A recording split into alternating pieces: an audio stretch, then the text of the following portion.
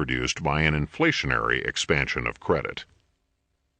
What is really being lent, say, is the farm, or the tractor itself. Now, the number of farms in existence is limited, and so is the production of tractors, assuming especially that an economic surplus of tractors is not produced simply at the expense of other things. The farm or tractor that is lent to A cannot be lent to B. The real question is, therefore, whether A or B shall get the farm. This brings us to the respective merits of A and B, and what each contributes, or is capable of contributing, to production. A, let us say, is the man who would get the farm if the government did not intervene. The local banker or his neighbors know him and know his record. They want to find employment for their funds. They know that he is a good farmer and an honest man who keeps his word. They consider him a good risk. He has already, perhaps, through industry, frugality, and foresight, accumulated enough cash to pay a fourth of the price of the farm. They lend him the other 3/4, and he gets the farm. There is a strange idea abroad, held by all monetary cranks, that credit is something a banker gives to a man. Credit, on the contrary, is something a man already has.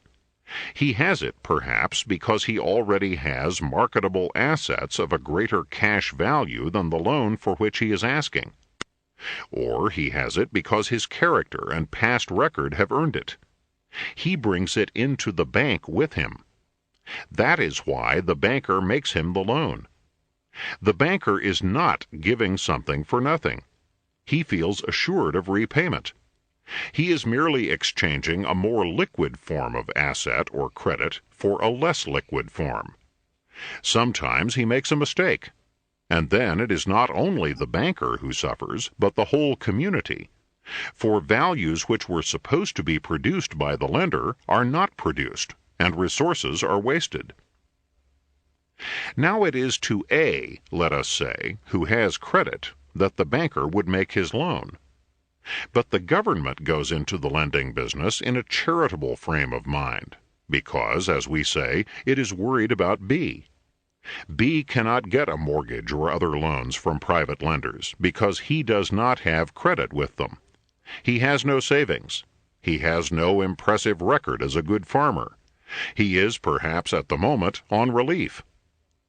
Why not, say the advocates of government credit, make him a useful and productive member of society by lending him enough for a farm and a mule or tractor, and setting him up in business? Perhaps in an individual case it may work out all right.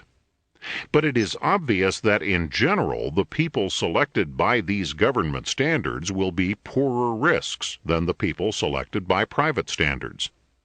More money will be lost by loans to them. There will be a much higher percentage of failures among them. They will be less efficient. More resources will be wasted by them. Yet the recipients of government credit will get their farms and tractors at the expense of those who otherwise would have been the recipients of private credit. Because B has a farm, A will be deprived of a farm. A may be squeezed out either because interest rates have gone up as a result of the government operations, or because farm prices have been forced up as a result of them, or because there is no other farm to be had in his neighborhood. In any case, the net result of government credit has not been to increase the amount of wealth produced by the community, but to reduce it, because the available real capital, consisting of actual farms, tractors, etc., has been placed in the hands of the less efficient borrowers rather than in the hands of the more efficient and trustworthy. 2. The case becomes even clearer if we turn from farming to other forms of business. The proposal is frequently made that the government ought to assume the risks that are too great for private industry. This means that bureaucrats should be permitted to take risks with the taxpayers' money that no one is willing to take with his own. Such a policy would lead to evils of many different kinds. It would lead to favoritism, to the making of loans to friends, or in return for bribes. It would inevitably lead to scandals. It would lead to recriminations whenever the taxpayers' money was thrown away on enterprises that failed. It would increase the demand for socialism. For it would properly be asked, if the government is going to bear the risks, why should it not also get the profits? What justification could there possibly be, in fact, for asking the taxpayers to take the risks while permitting private capitalists to keep the profits? This is precisely, however, as we shall later see, what we already do in the case of non-recourse government loans to farmers. But we shall pass over all these evils for the moment and concentrate on just one consequence of loans of this type. This is that they will waste capital and reduce production. They will throw the available capital into bad or at best dubious projects. They will throw it into the hands of persons who are less competent or less trustworthy than those who would otherwise have got it. For the amount of real capital at any moment, as distinguished from monetary tokens run off on a printing press, is limited. What is put into the hands of B cannot be put into the hands of A.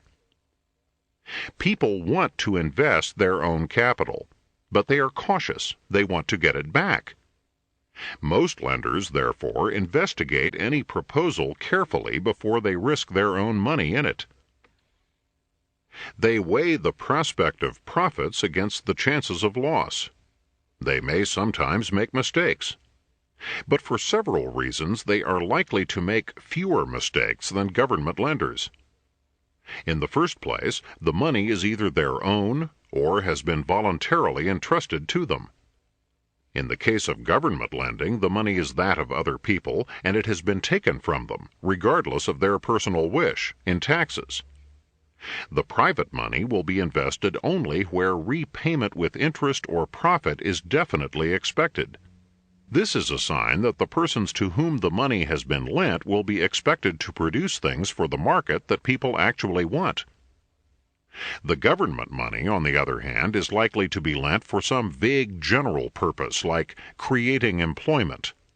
And the more inefficient the work, that is, the greater the volume of employment it requires in relation to the value of the product, the more highly thought of the investment is likely to be. The private lenders, moreover, are selected by a cruel market test.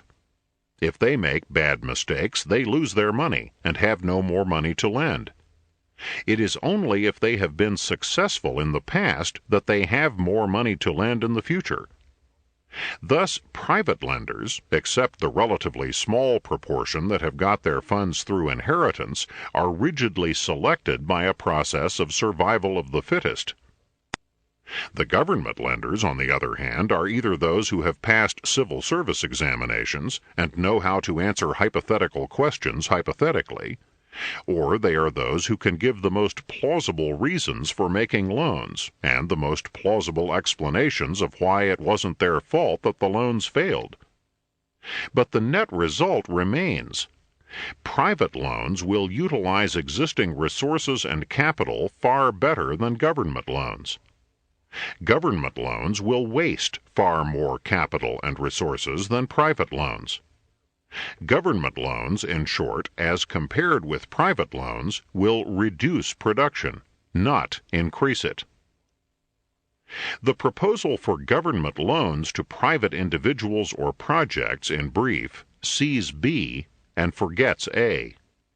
It sees the people into whose hands the capital is put. It forgets those who would otherwise have had it. It sees the project to which capital is granted. It forgets the projects from which capital is thereby withheld. It sees the immediate benefit to one group. It overlooks the losses to other groups, and the net loss to the community as a whole. The case against government-guaranteed loans and mortgages to private businesses and persons is almost as strong as, though less obvious than, the case against direct government loans and mortgages. The advocates of government-guaranteed mortgages also forget that what is being lent is ultimately real capital, which is limited in supply, and that they are helping identified B at the expense of some unidentified A. Government-guaranteed home mortgages, especially when a negligible down payment or no down payment whatever is required, inevitably mean more bad loans than otherwise.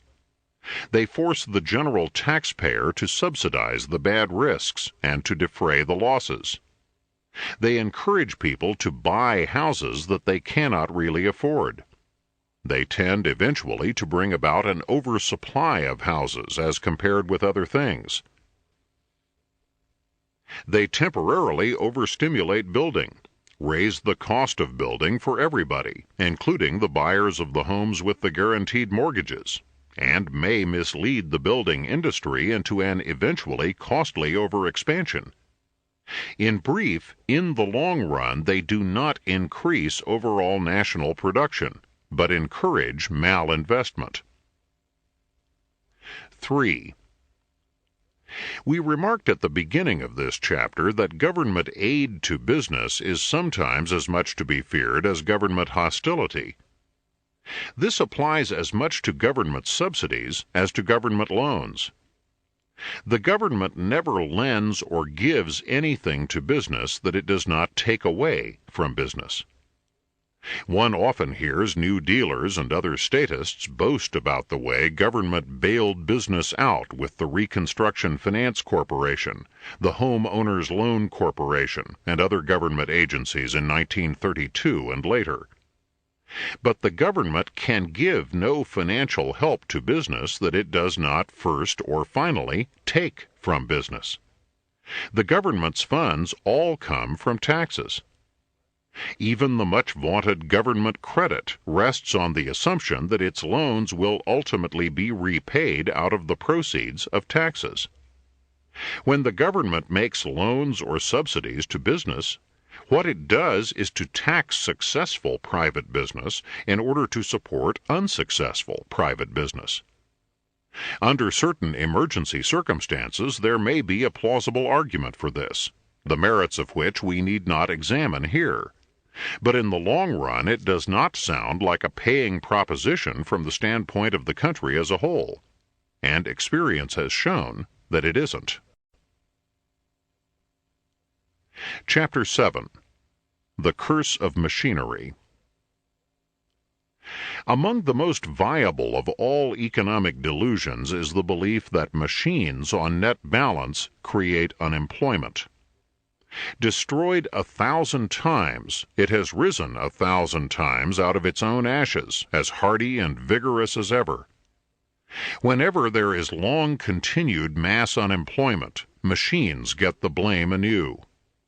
This fallacy is still the basis of many labor union practices. The public tolerates these practices because it either believes at bottom that the unions are right, or is too confused to see just why they are wrong. The belief that machines cause unemployment, when held with any logical consistency, leads to preposterous conclusions. Not only must we be causing unemployment with every technological improvement we make today, but primitive man must have started causing it with the first efforts he made to save himself from needless toil and sweat. To go no further back, let us turn to Adam Smith's Wealth of Nations, published in 1776. The first chapter of this remarkable book is called Of the Division of Labor, and on the second page of this first chapter the author tells us that a workman unacquainted with the use of machinery employed in pin-making could scarce make 1 pin a day, and certainly could not make 20. But with the use of this machinery he can make 4,800 pins a day. So already, alas, in Adam Smith's time, machinery had thrown from 240 to 4,800 pin makers out of work for every one it kept. In the pin-making industry there was already, if machines merely throw men out of jobs, 99.98% unemployment. Could things be blacker? Things could be blacker, for the Industrial Revolution was just in its infancy. Let us look at some of the incidents and aspects of that revolution. Let us see, for example, what happened in the stocking industry. New stocking frames, as they were introduced, were destroyed by the handicraft workmen, over 1,000 in a single riot. Houses were burned, the inventors were threatened and obliged to flee for their lives, and order was not finally restored until the military had been called out and the leading rioters had been either transported or hanged. Now it is important to bear in mind that insofar as the rioters were thinking of their own immediate or even longer futures, their opposition to the machine was rational. For William Felkin, in his History of the Machine-Wrought Hosiery Manufactures, 1867, tells us, though the statement seems implausible, that the larger part of the 50,000 English stocking knitters and their families did not fully emerge from the hunger and misery entailed by the introduction of the machine for the next 40 years. But insofar as the rioters believed, as most of them undoubtedly did, that the machine was permanently displacing men, they were mistaken. For before the end of the 19th century, the stocking industry was employing at least 100 men for every man it employed at the beginning of the century. Arkwright invented his cotton spinning machinery in 1760. At that time it was estimated that there were in England 5,200 spinners using spinning wheels and 2,700 weavers. In all, 7,900 persons engaged in the production of cotton textiles. The introduction of Arkwright's invention was opposed on the ground that it threatened the livelihood of the workers, and the opposition had to be put down by force.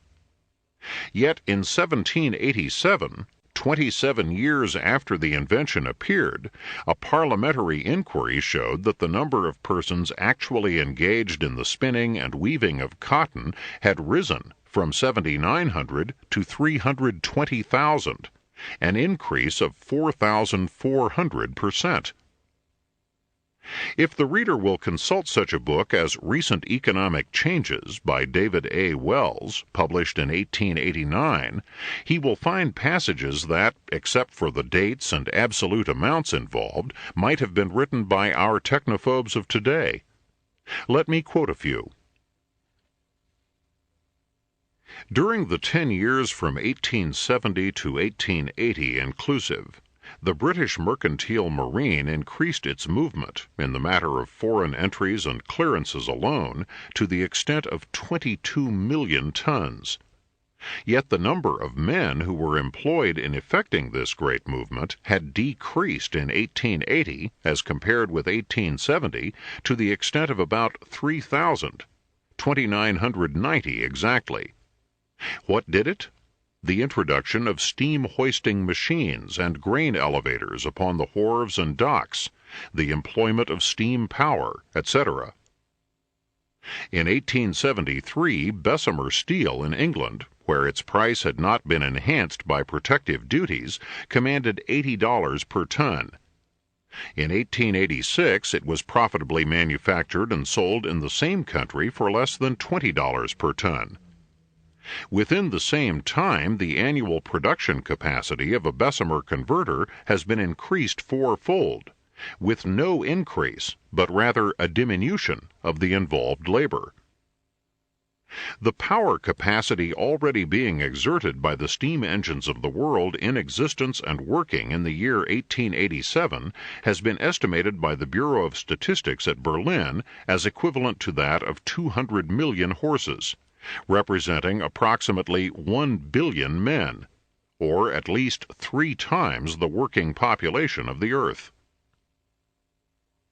One would think that this last figure would have caused Mr. Wells to pause and wonder why there was any employment left in the world of 1889 at all. But he merely concluded with restrained pessimism that under such circumstances industrial overproduction may become chronic. In the Depression of 1932, the game of blaming unemployment on the machines started all over again. Within a few months, the doctrines of a group calling themselves the technocrats had spread through the country like a forest fire. I shall not weary the reader with a recital of the fantastic figures put forward by this group, or with corrections to show what the real facts were. It is enough to say that the technocrats returned to the error in all its native purity that machines permanently displace men, except that, in their ignorance, they presented this error as a new and revolutionary discovery of their own. It was simply one more illustration of Santayana's aphorism that those who cannot remember the past are condemned to repeat it. The technocrats were finally laughed out of existence, but their doctrine, which preceded them, lingers on. It is reflected in hundreds of make-work rules and featherbed practices by labor unions. And these rules and practices are tolerated and even approved because of the confusion on this point in the public mind. Testifying on behalf of the United States Department of Justice before the Temporary National Economic Committee, better known as the TNEC, in March 1941, Corwin Edwards cited innumerable examples of such practices. The electrical union in New York City was charged with refusal to install electrical equipment made outside of New York State unless the equipment was disassembled and reassembled at the job site. In Houston, Texas, master plumbers and the plumbing union agreed that piping prefabricated for installation would be installed by the union only if the thread were cut off one end of the pipe and new thread were cut at the job site. Various locals of the painters union imposed restrictions on the use of spray guns, restrictions in many cases designed merely to make work by requiring the slower process of applying paint with a brush. A local of the Teamsters Union required that every truck entering the New York metropolitan area have a local driver in addition to the driver already employed. In various cities, the electrical union required that if any temporary light or power was to be used on a construction job, there must be a full-time maintenance electrician, who should not be permitted to do any electrical construction work.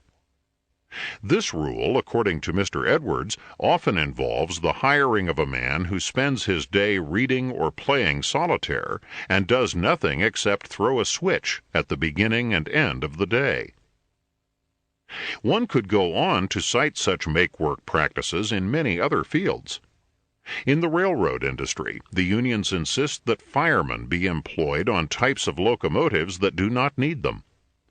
In the theaters, unions insist on the use of scene shifters, even in plays in which no scenery is used.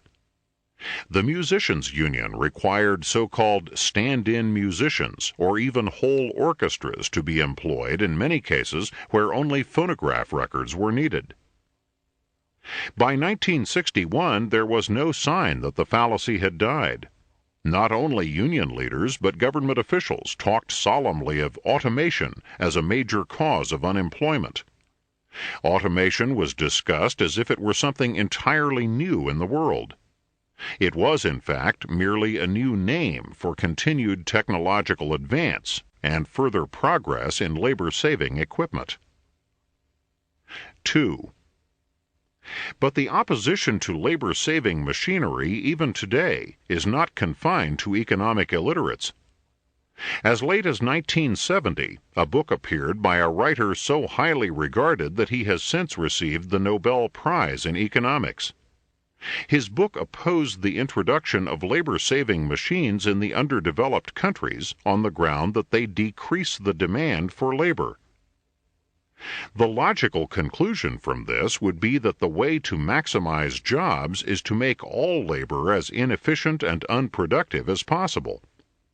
It implies that the English Luddite rioters, who in the early 19th century destroyed stocking frames, steam power looms, and shearing machines, were, after all, doing the right thing. One might pile up mountains of figures to show how wrong were the technophobes of the past, but it would do no good unless we understood clearly why they were wrong. For statistics and history are useless in economics unless accompanied by a basic deductive understanding of the facts, which means, in this case, an understanding of why the past consequences of the introduction of machinery and other labor-saving devices had to occur. Otherwise, the technophobes will assert, as they do in fact assert when you point out to them that the prophecies of their predecessors turned out to be absurd, that may have been all very well in the past, but today conditions are fundamentally different, and now we simply cannot afford to develop any more labor-saving machines. Mrs. Eleanor Roosevelt, indeed, in a syndicated newspaper column of September 19, 1945, wrote, "We have reached a point today where labor-saving devices are good only when they do not throw the worker out of his job." If it were indeed true that the introduction of labor-saving machinery is a cause of constantly mounting unemployment and misery, the logical conclusions to be drawn would be revolutionary, not only in the technical field, but for our whole concept of civilization. Not only should we have to regard all further technical progress as a calamity, we should have to regard all past technical progress with equal horror.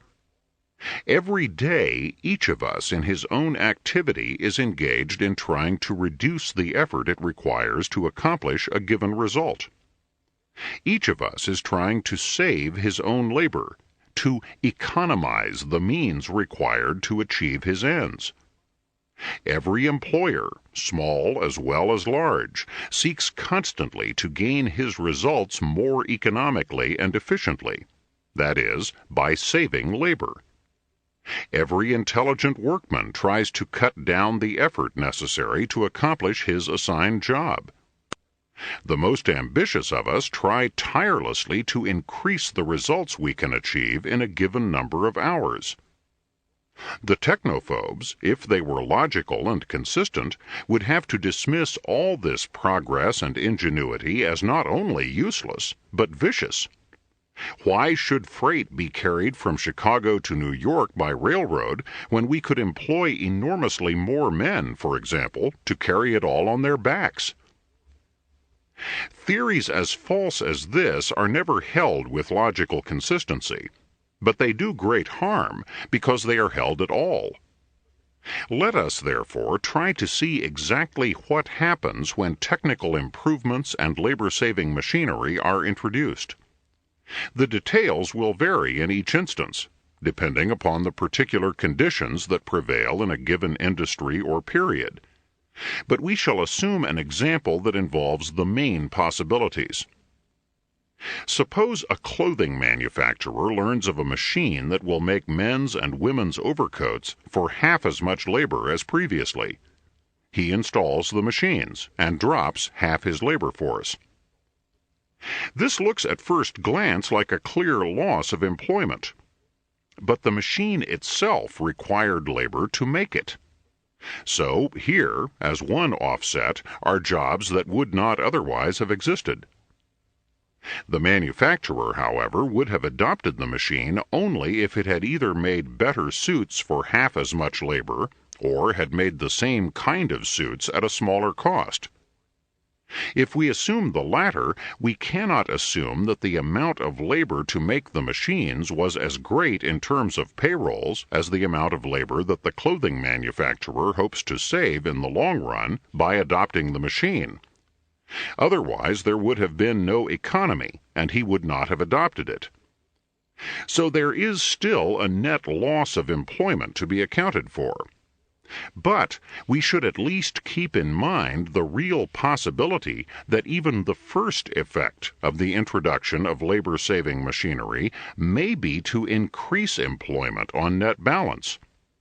because it is usually only in the long run that the clothing manufacturer expects to save money by adopting the machine. It may take several years for the machine to pay for itself. After the machine has produced economies sufficient to offset its cost, the clothing manufacturer has more profits than before.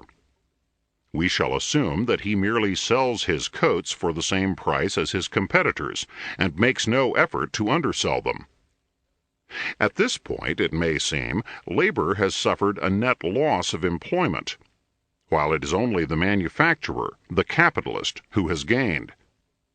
But it is precisely out of these extra profits that the subsequent social gains must come.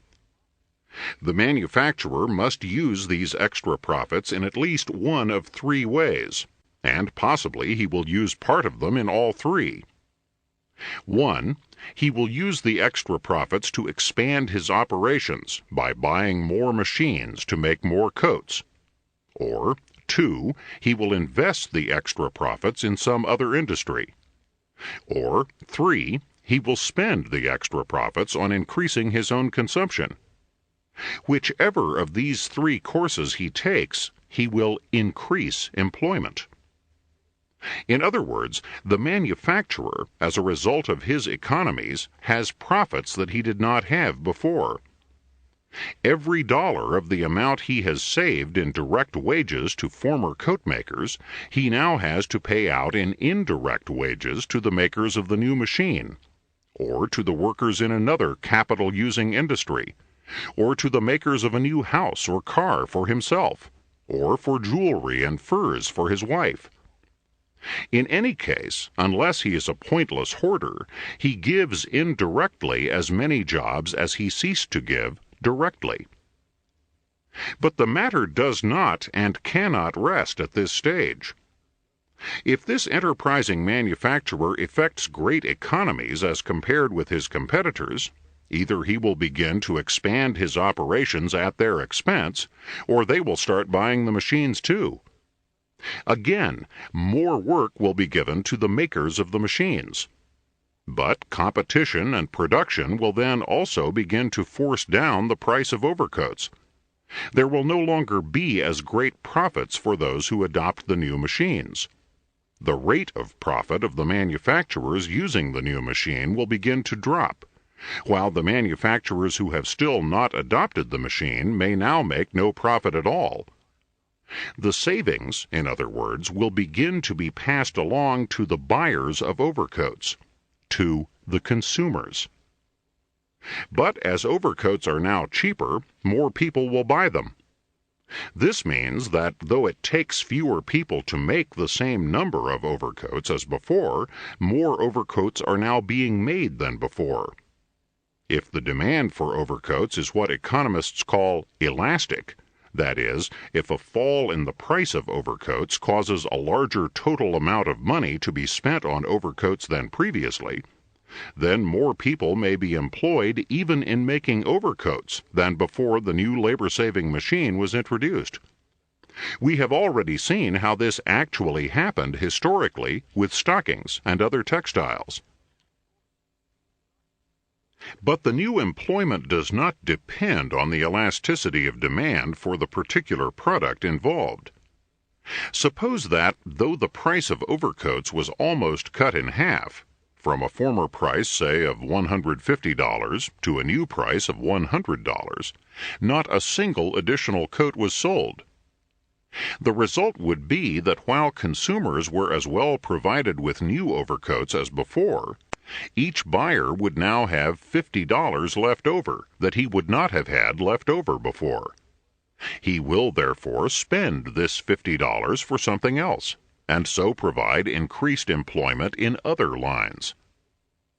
In brief, on net balance, machines, technological improvements, automation, economies, and efficiency do not throw men out of work. 3. Not all inventions and discoveries, of course, are labor-saving machines. Some of them, like precision instruments, like nylon, lucite, plywood, and plastics of all kinds, simply improve the quality of products. Others, like the telephone or the airplane, perform operations that direct human labor could not perform at all. Still others bring into existence objects and services, such as X-ray machines, radios, TV sets, air conditioners, and computers, that would otherwise not even exist. But in the foregoing illustration, we have taken precisely the kind of machine that has been the special object of modern technophobia. It is possible, of course, to push too far the argument that machines do not, on net balance, throw men out of work. It is sometimes argued, for example, that machines create more jobs than would otherwise have existed. Under certain conditions, this may be true. They can certainly create enormously more jobs in particular trades. The 18th century figures for the textile industries are a case in point. Their modern counterparts are certainly no less striking. In 1910, 140,000 persons were employed in the United States in the newly created automobile industry. In 1920, as the product was improved and its cost reduced, the industry employed 250,000. In 1930, as this product improvement and cost reduction continued, employment in the industry was 380,000. In 1973, it had risen to 941,000. By 1973, 514,000 people were employed in making aircraft and aircraft parts, and 393,000 were engaged in making electronic components. So it has been in one newly created trade after another, as the invention was improved and the cost reduced. There is also an absolute sense in which machines may be said to have enormously increased the number of jobs. The population of the world today is 4 times as great as in the middle of the 18th century, before the Industrial Revolution had got well underway. Machines may be said to have given birth to this increased population, for without the machines, the world would not have been able to support it. 3 out of every 4 of us, therefore, may be said to owe not only our jobs, but our very lives, to machines. Yet it is a misconception to think of the function or result of machines as primarily one of creating jobs. The real result of the machine is to increase production, to raise the standard of living, to increase economic welfare. It is no trick to employ everybody, even or especially in the most primitive economy. Full employment, very full employment, long, weary, back-breaking employment is characteristic of precisely the nations that are most retarded industrially.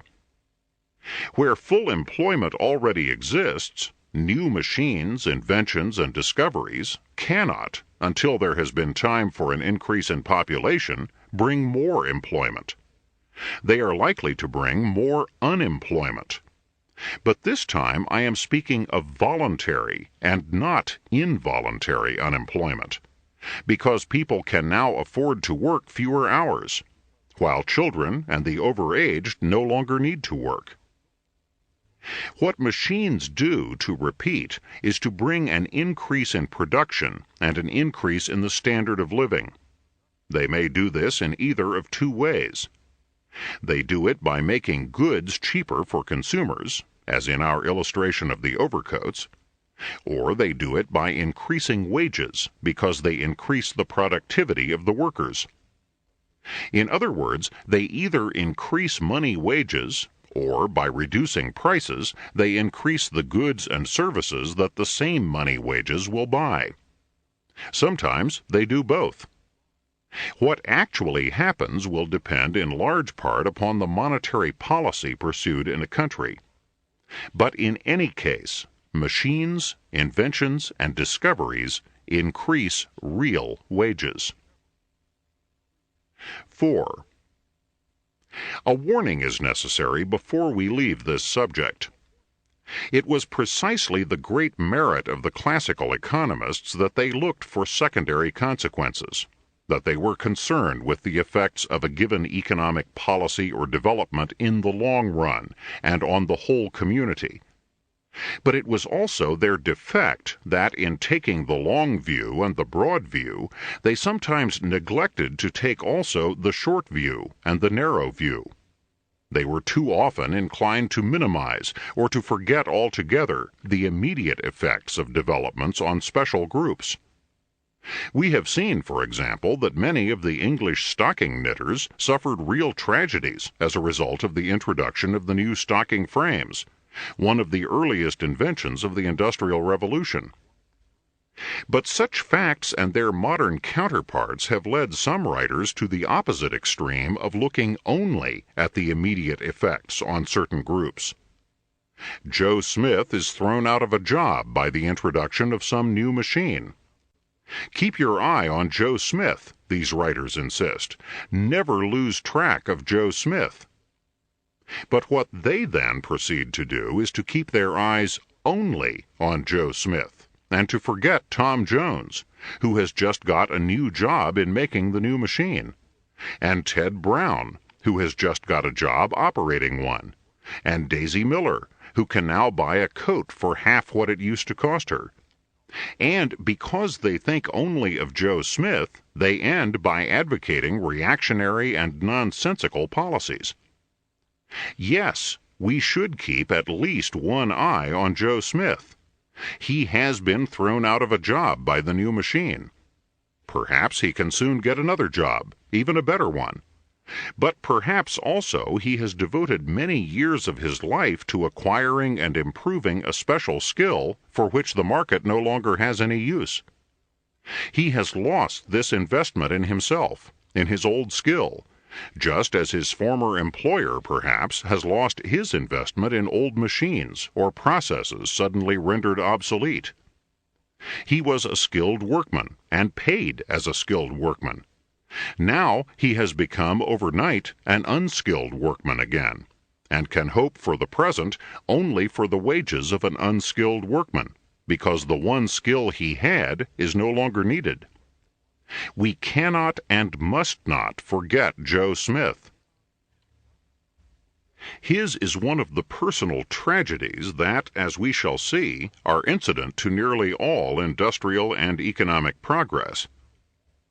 To ask precisely what course we should follow with Joe Smith, whether we should let him make his own adjustment, give him separation pay or unemployment compensation, put him on relief, or train him at government expense for a new job, would carry us beyond the point that we are here trying to illustrate. The central lesson is that we should try to see all the main consequences of any economic policy or development, the immediate effects on special groups, and the long-run effects on all groups. If we have devoted considerable space to this issue, it is because our conclusions regarding the effects of new machinery, inventions, and discoveries on employment, production, and welfare are crucial. If we are wrong about these, there are few things in economics about which we are likely to be right. Chapter 8. Spread the work schemes. I have referred to various union make-work and featherbed practices. These practices, and the public toleration of them, spring from the same fundamental fallacy as the fear of machines. This is the belief that a more efficient way of doing a thing destroys jobs, and its necessary corollary that a less efficient way of doing it creates them. Allied to this fallacy is the belief that there is just a fixed amount of work to be done in the world, and that if we cannot add to this work by thinking up more cumbersome ways of doing it, at least we can think of devices for spreading it around among as large a number of people as possible. This error lies behind the minute subdivision of labor upon which unions insist. In the building trades in large cities, the subdivision is notorious. Bricklayers are not allowed to use stones for a chimney, That is the special work of stonemasons. An electrician cannot rip out a board to fix a connection and put it back again. That is the special job, no matter how simple it may be, of the carpenters. A plumber will not remove or put back a tile incident to fixing a leak in the shower. That is the job of a tile setter. Furious jurisdictional strikes are fought among unions for the exclusive right to do certain types of borderline jobs. In a statement prepared by the American Railroads for the Attorney General's Committee on Administrative Procedure, the roads gave innumerable examples in which the National Railroad Adjustment Board had decided that each separate operation on the railroad, no matter how minute, such as talking over a telephone or spiking or unspiking a switch, is so far an exclusive property of a particular class of employee that if an employee of another class, in the course of his regular duties, performs such operations, he must not only be paid an extra day's wages for doing so, but at the same time the furloughed or unemployed members of the class held to be entitled to perform the operation must be paid a day's wages for not having been called upon to perform it. It is true that a few persons can profit at the expense of the rest of us from this minute arbitrary subdivision of labor, provided it happens in their case alone.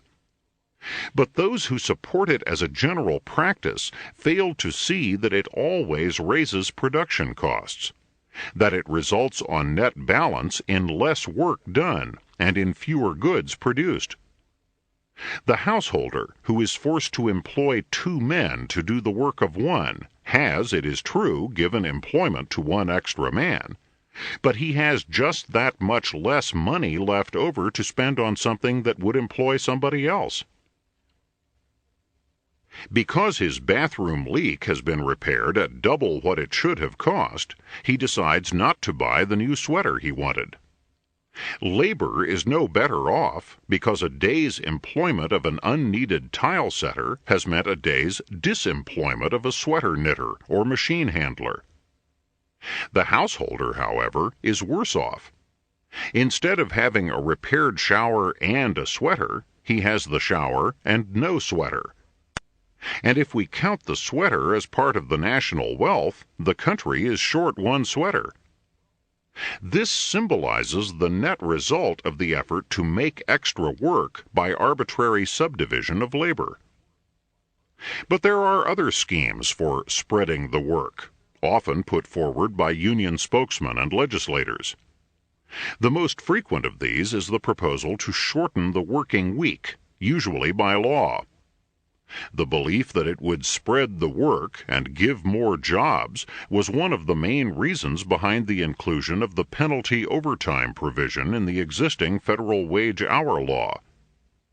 The previous legislation in the states forbidding the employment of women or minors for more, say, than 48 hours a week was based on the conviction that longer hours were injurious to health and morale. Some of it was based on the belief that longer hours were harmful to efficiency. But the provision in the federal law that an employer must pay a worker a 50% premium above his regular hourly rate of wages for all hours worked in any week above 40 was not based primarily on the belief that 45 hours a week, say, was injurious either to health or efficiency.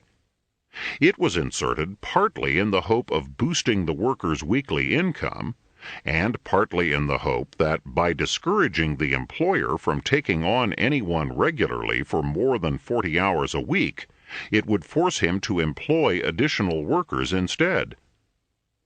At the time of writing this, there are many schemes for averting unemployment by enacting a 30-hour week or a 4-day week. What is the actual effect of such plans, whether enforced by individual unions or by legislation? It will clarify the problem if we consider 2 cases. The first is a reduction in the standard working week from 40 hours to 30 without any change in the hourly rate of pay. The second is a reduction in the working week from 40 hours to 30, but with a sufficient increase in hourly wage rates to maintain the same weekly pay for the individual workers already employed. Let us take the first case. We assume that the working week is cut from 40 hours to 30 with no change in hourly pay. If there is substantial unemployment when this plan is put into effect, the plan will no doubt provide additional jobs. We cannot assume that it will provide sufficient additional jobs, however, to maintain the same payrolls and the same number of man-hours as before, unless we make the unlikely assumption that in each industry there has been exactly the same percentage of unemployment, and that the new men and women employed are no less efficient at their special tasks on the average than those who had already been employed. But suppose we do make these assumptions. Suppose we do assume that the right number of additional workers of each skill is available, and that the new workers do not raise production costs. What will be the result of reducing the working week from 40 hours to 30 without any increase in hourly pay? Though more workers will be employed, each will be working fewer hours, and there will therefore be no net increase in man-hours. It is unlikely that there will be any significant increase in production. Total payrolls and purchasing power will be no larger. All that will have happened, even under the most favorable assumptions, which would seldom be realized, is that the workers previously employed will subsidize, in effect, the workers previously unemployed.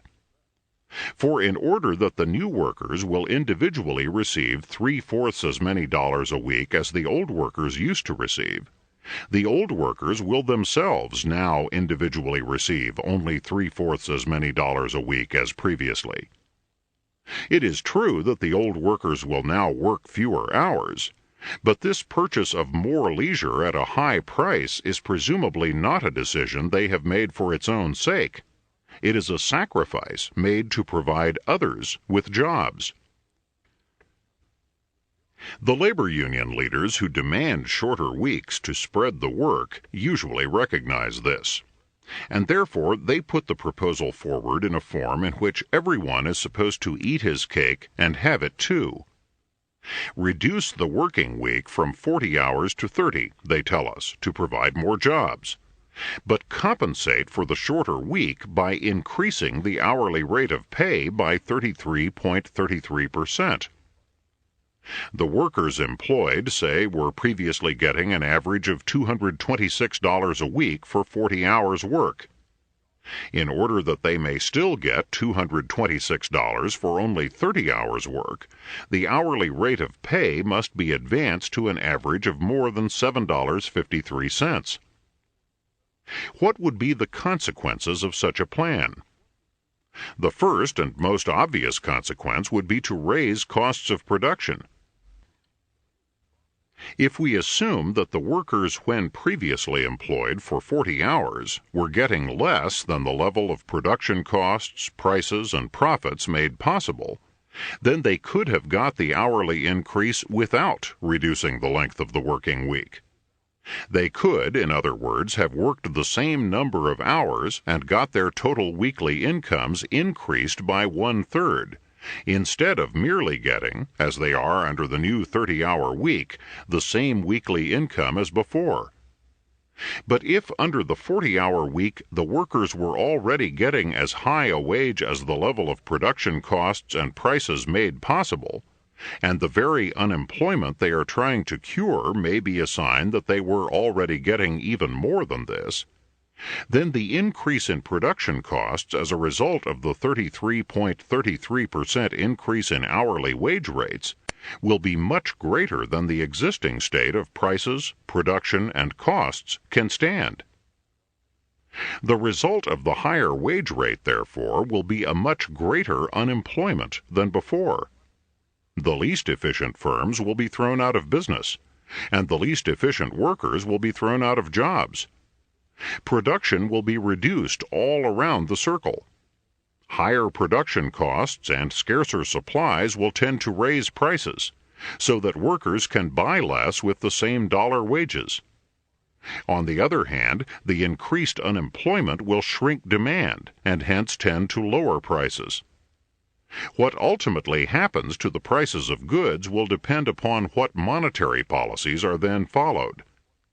But if a policy of monetary inflation is pursued to enable prices to rise so that the increased hourly wages can be paid, this will merely be a disguised way of reducing real wage rates, so that these will return, in terms of the amount of goods they can purchase, to the same real rate as before. The result would then be the same as if the working week had been reduced without an increase in hourly wage rates. And the results of that have already been discussed. The spread the work schemes, in brief, rest on the same sort of illusion that we have been considering. The people who support such schemes think only of the employment they might provide for particular persons or groups. They do not stop to consider what their whole effect would be on everybody. The spread the work schemes rest also, as we began by pointing out, on the false assumption that there is just a fixed amount of work to be done. There could be no greater fallacy. There is no limit to the amount of work to be done as long as any human need or wish that work could fill remains unsatisfied. In a modern exchange economy, the most work will be done when prices, costs, and wages are in the best relations with each other. What these relations are, we shall later consider. Chapter 9. Disbanding Troops and Bureaucrats. When, after every great war, it is proposed to demobilize the armed forces, there is always a great fear that there will not be enough jobs for these forces, and that in consequence they will be unemployed. It is true that when millions of men are suddenly released, it may require time for private industry to reabsorb them. Though what has been chiefly remarkable in the past has been the speed, rather than the slowness, with which this was accomplished. The fears of unemployment arise because people look at only one side of the process. They see soldiers being turned loose on the labor market. Where is the purchasing power going to come from to employ them? If we assume that the public budget is being balanced, the answer is simple. The government will cease to support the soldiers. But the taxpayers will be allowed to retain the funds that were previously taken from them in order to support the soldiers. And the taxpayers will then have additional funds to buy additional goods. Civilian demand, in other words, will be increased and will give employment to the added labor force represented by the former soldiers. If the soldiers have been supported by an unbalanced budget, that is, by government borrowing and other forms of deficit financing, the case is somewhat different. But that raises a different question. We shall consider the effects of deficit financing in a later chapter. It is enough to recognize that deficit financing is irrelevant to the point that has just been made. For if we assume that there is any advantage in a budget deficit, then precisely the same budget deficit could be maintained as before by simply reducing taxes by the amount previously spent in supporting the wartime army.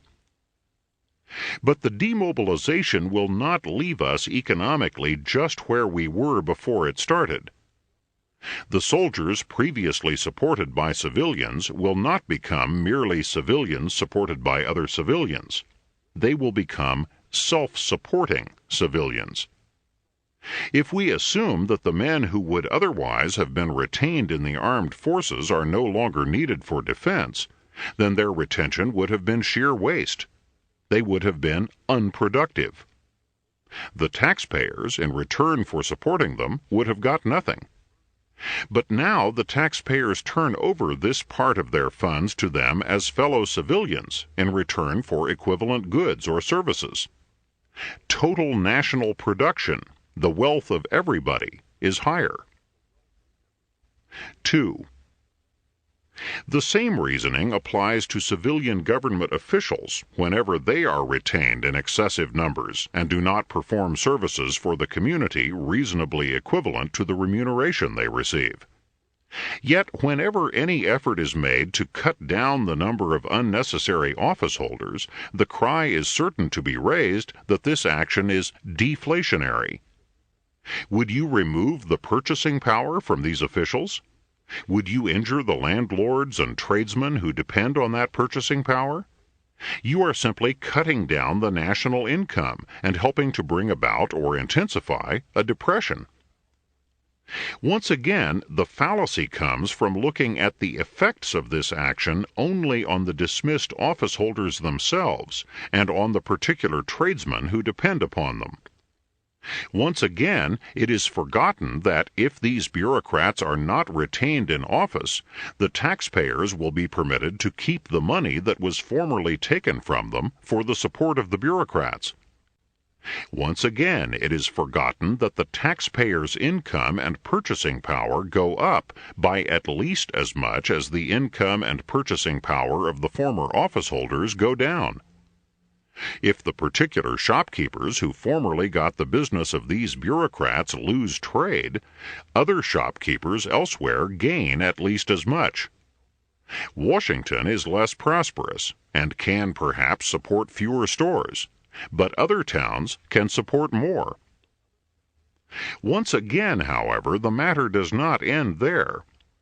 The country is not merely as well off without the superfluous office holders as it would have been had it retained them. It is much better off. For the office holders must now seek private jobs or set up private business. And the added purchasing power of the taxpayers, as we noted in the case of the soldiers, will encourage this. But the office holders can take private jobs only by supplying equivalent services to those who provide the jobs, or rather, to the customers of the employers who provide the jobs. Instead of being parasites, they become productive men and women. I must insist again that in all this I am not talking of public office holders whose services are really needed. Necessary policemen, firemen, street cleaners, health officers, judges, legislators, and executives perform productive services as important as those of anyone in private industry. They make it possible for private industry to function in an atmosphere of law, order, freedom, and peace. But their justification consists in the utility of their services. It does not consist in the purchasing power they possess by virtue of being on the public payroll. This purchasing power argument is, when one considers it seriously, fantastic. It could just as well apply to a racketeer or a thief who robs you. After he takes your money, he has more purchasing power. He supports with it bars, restaurants, nightclubs, tailors, perhaps automobile workers. But for every job his spending provides, your own spending must provide one less, because you have that much less to spend. Just so, the taxpayers provide one less job for every job supplied by the spending of office holders. When your money is taken by a thief, you get nothing in return. When your money is taken through taxes to support needless bureaucrats, precisely the same situation exists. We are lucky, indeed, if the needless bureaucrats are mere easygoing loafers. They are more likely today to be energetic reformers, busily discouraging and disrupting production. When we can find no better argument for the retention of any group of office holders than that of retaining their purchasing power, it is a sign that the time has come to get rid of them. Chapter 10. The Fetish of Full Employment. The economic goal of any nation, as of any individual, is to get the greatest results with the least effort. The whole economic progress of mankind has consisted in getting more production with the same labor. It is for this reason that men began putting burdens on the backs of mules instead of on their own, that they went on to invent the wheel and the wagon, the railroad and the motor truck. It is for this reason that men used their ingenuity to develop 100,000 labor-saving inventions. All this is so elementary that one would blush to state it if it were not being constantly forgotten by those who coin and circulate the new slogans. Translated into national terms, this first principle means that our real objective is to maximize production. In doing this, full employment, that is, the absence of involuntary idleness, becomes a necessary byproduct. But production is the end, employment merely the means. We cannot continuously have the fullest production without full employment, but we can very easily have full employment without full production. Primitive tribes are naked and wretchedly fed and housed, but they do not suffer from unemployment.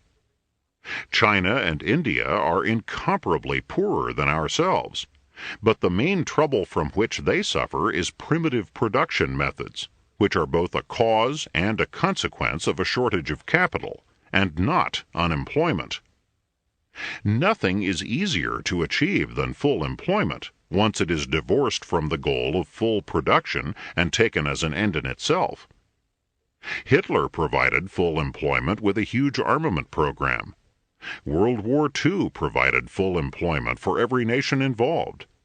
The slave labor in Germany had full employment. Prisons and chain gangs have full employment. Coercion can always provide full employment. Yet our legislators do not present full production bills in Congress, but full employment bills. Even committees of businessmen recommend a president's commission on full employment, not on full production, or even on full employment and full production. Everywhere the means is erected into the end, and the end itself is forgotten. Wages and employment are discussed as if they had no relation to productivity and output. On the assumption that there is only a fixed amount of work to be done, the conclusion is drawn that a 30-hour week will provide more jobs and will therefore be preferable to a 40-hour week. 100 make-work practices of labor unions are confusedly tolerated. When a Petrillo threatens to put a radio station out of business unless it employs twice as many musicians as it needs, he is supported by part of the public because he is, after all, merely trying to create jobs. When we had our WPA, it was considered a mark of genius for the administrators to think of projects that employed the largest number of men in relation to the value of the work performed. In other words, in which labor was least efficient. It would be far better, if that were the choice, which it isn't, to have maximum production with part of the population supported in idleness by undisguised relief, than to provide full employment by so many forms of disguised make-work that production is disorganized. The progress of civilization has meant the reduction of employment, not its increase. It is because we have become increasingly wealthy as a nation that we have been able virtually to eliminate child labor, to remove the necessity of work for many of the aged, and to make it unnecessary for millions of women to take jobs. A much smaller proportion of the American population needs to work than that, say, of China or of Russia. The real question is not how many millions of jobs there will be in America 10 years from now, but how much shall we produce, and what, in consequence, will be our standard of living.